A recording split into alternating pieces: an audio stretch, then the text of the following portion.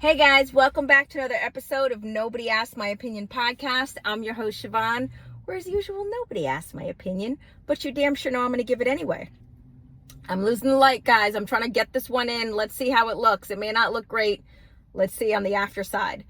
Before I get started, guys, don't forget to hit that like, share, and subscribe. Okay, what am I talking about today? I'm talking about the bishop who, when Trump was at the service, the Bishop Booty, who decided to publicly shame him about some of his choices, particularly kicking migrants out of the country and transgender issues and all of the other stuff. She decided to publicly shame and use the time where she could have used it to deliver a different type of message, but use it to publicly shame Trump for some of his choices since he's come into office. Here's why I hate what she did. Okay. And no surprise. I always tell people I try and stay non-political. I really don't choose either side, but I hated what this woman did for the simple fact of it's not a fair forum. First of all, if you're in church, nobody wants to hear you lecturing directly to you. It was just an inappropriate way to do it. There's better ways to actually have confronted him. If she asked him to have a private audience, to express her grievances, to tell him her concerns, I honestly think Trump would have listened to her. I really do. That being said, she chose this as a public forum to try and embarrass him, make him feel bad. Here's my problem with this. Here's my biggest problem with this.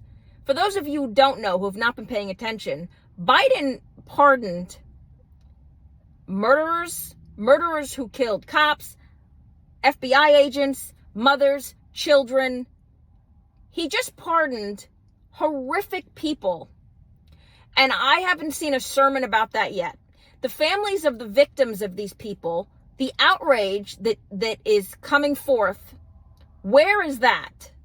And that's my problem. If you're going to make it equal, make it equal. If you're going to sit there and try and disparage and talk to Trump like he's an idiot and be like, oh, well, okay, you shouldn't, shame, and think of everybody and think of the people. Why are you not talking about the people, the victims of the people that Biden just pardoned?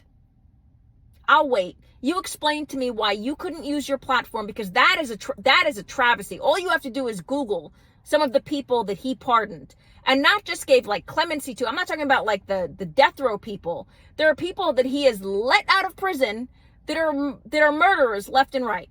And so you're choosing and again, there should be a separation of religion and state. Obviously, there's not.